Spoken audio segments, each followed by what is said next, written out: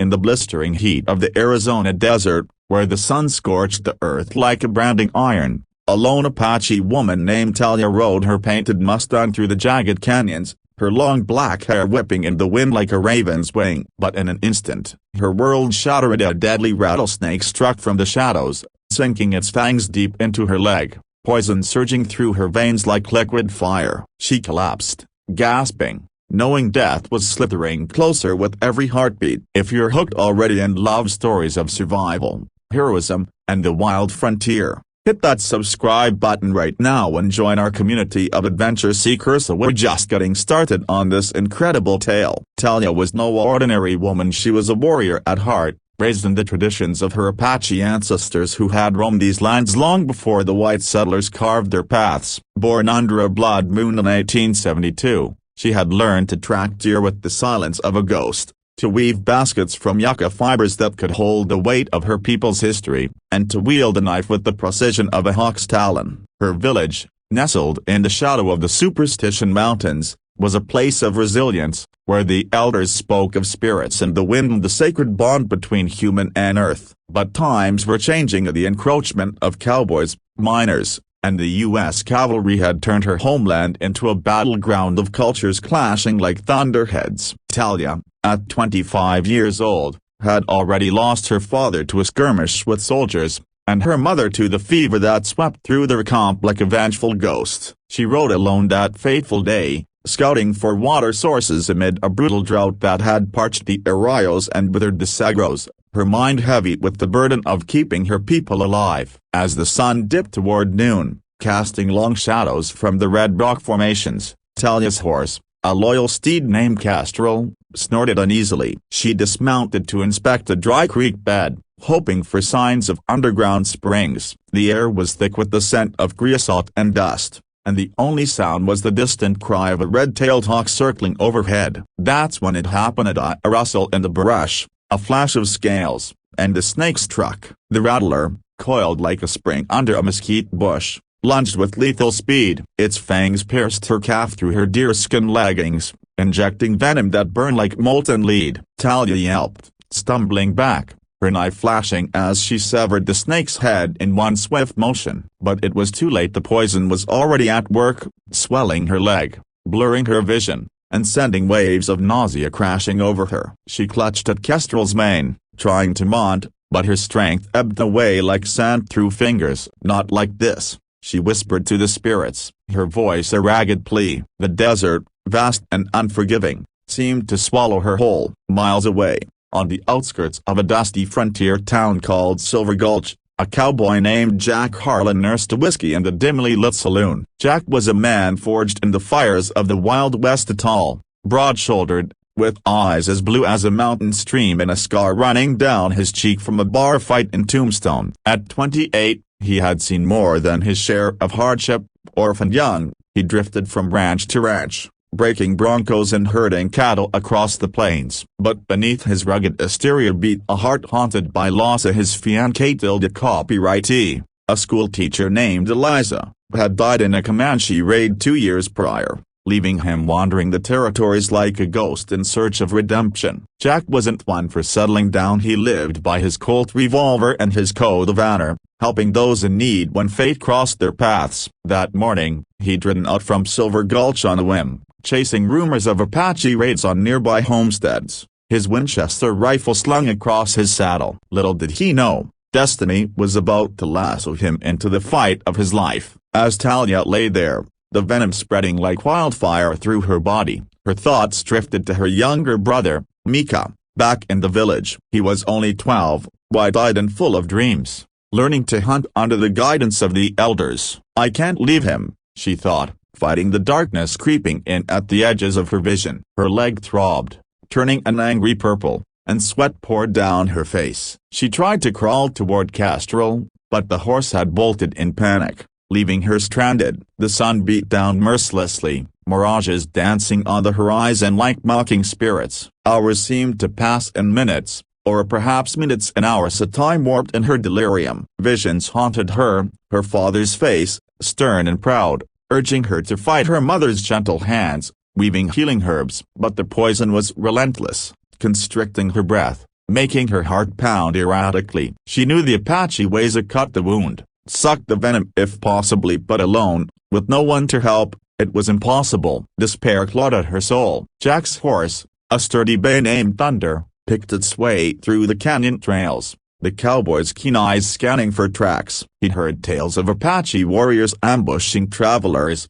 but something drew him deeper into the Badlands, a gut feeling, perhaps, or the whisper of the wind. The air grew hotter, the landscape more treacherous, with boulders strewn like giant ice. Then, he spotted it, a riderless horse grazing nervously by a cluster of rocks. Approaching cautiously, Jack recognized the Apache markings on the saddle, intricate beadwork depicting eagles and arrows. "Easy there," he murmured, dismounting and tying Thunder. His hand hovered near his gun, senses alert for an ambush. But as he ventured closer to the creek bed, he heard a faint moan. There, half hidden by scrub brush, lay Talia, her face paled, her legs swollen grotesquely. The severed snake nearby told the story. Jack's heart skipped. He'd seen snake bites claim lives before, turning strong men into corpses overnight. Without hesitation, Jack knelt beside her. "Ma'am, can you hear me?" His voice was rough but kind, laced with the drawl of Texas plains. Talia's eyes fluttered open, dark and fierce, meeting his. In her haze, she saw not an enemy, but a stranger with concern etched on his face. "Snake. Poison," she gasped, her English broken but clear.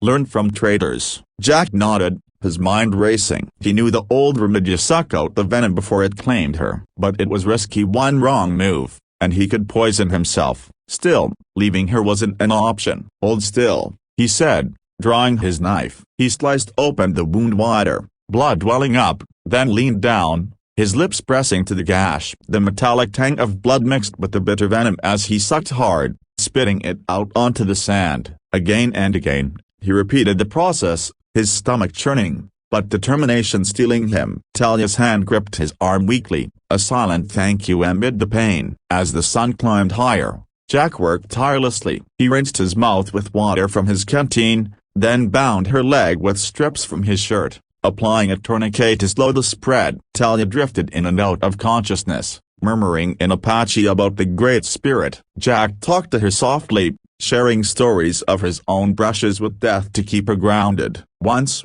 a grizzly nearly tore me apart up in Wyoming. I fought it off with nothing but a Bowie knife. You'll make it through this, just like I did." His words were a lifeline, pulling her back from the brink. By late afternoon, the swelling had lessened slightly, and color returned to her cheeks. But they weren't out of danger yet. The venom's effects could linger. An infection loomed. Jack helped her onto Thunder, mounting behind her, his arms steadying her as they rode toward Silver Gulch. Kestrel followed, drawn by the bond with his mistress. The journey was arduous, the terrain punishing. Talia's fever rose, her body racked with shivers despite the heat. Jack stopped frequently, forcing her to drink water laced with whiskey from his flask to dull the pain. As night fell, stars blanketing the sky like diamonds on black velvet, they made camp in a sheltered alcove. Jack built a fire, its flames dancing shadows on the rocks. He tended to her wound, cleaning it with boiled water and herbs he'd gathered at echinacea and willow bark,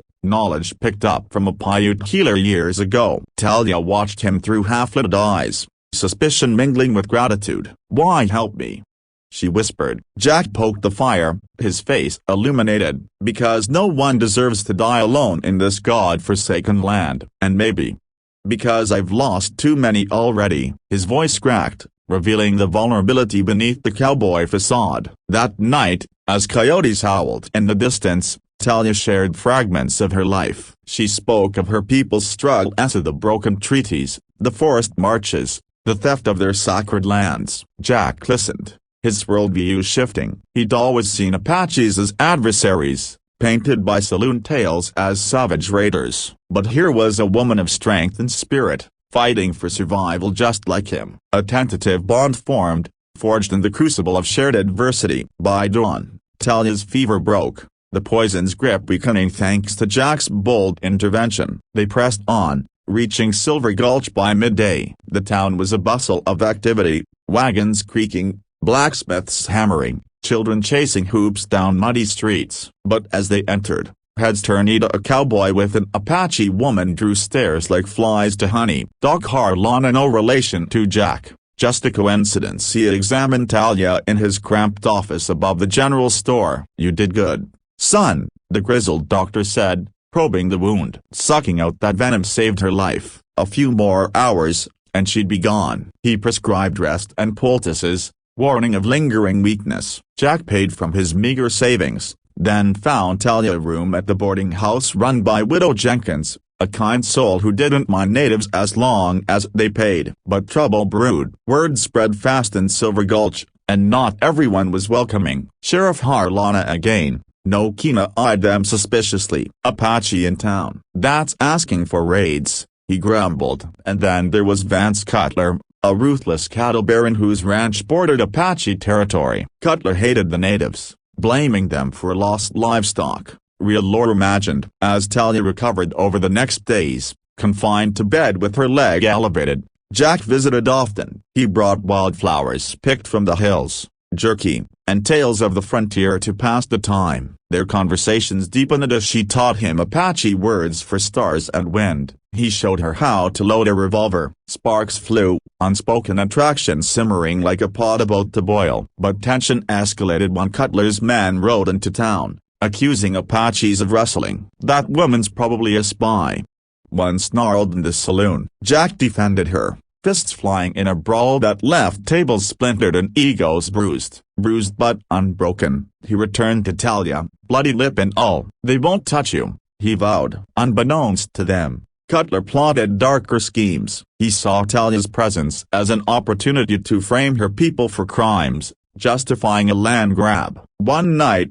his henchmen snuck into the boarding house, intent on kidnapping her. But Talia, warrior instincts sharp, heard them coming. She grabbed Jack's revolver from the nightstand. He'd left it for protection and fired a warning shot. Chaos erupted, shouts, gunfire echoing through the streets. Jack, alerted by the noise, burst in, tackling one intruder while Talia wounded another. Together, they fought back, a symphony of survival. Sheriff Harlan arrived, arresting Cutler's men, but the Baron himself slithered away unscathed for now. Empowerment surged through Talia as she healed. No longer the victim, she trained with Jack, honoring her aim and strategy. My people need me, she said, determination blazing. Jack nodded, realizing his path intertwined with hers. They rode back to her village under cover of night, evading patrols. There, the elders welcomed Jack warily, but Talia's endorsement swayed them. Mika embraced his sister,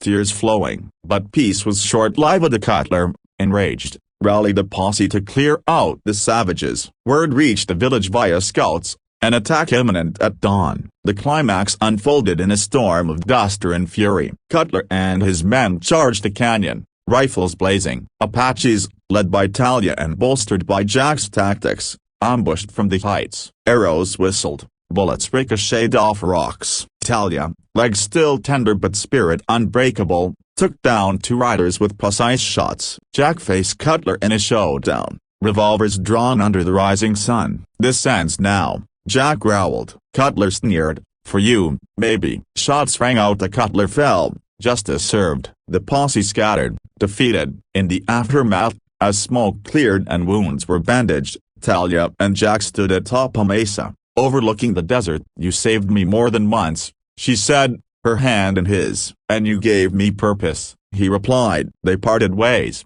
she to lead her people toward a fragile peace, he to wander, but with the promise to return. The story of the Apache woman and the cowboy who sucked out the poison became legend, whispered around campfires, a tale of unlikely alliance, revenge against tyranny, and empowerment in the face of adversity. Years later, their paths crossed again, but that's a story for another time. What an emotional ride, right? From the brink of death to triumphant victory, it's a reminder that heroes come in all forms. Now, tell me in the comments, from which part of the country are you watching this video? Drop your location below and let's connect. Your comments help spread these epic stories.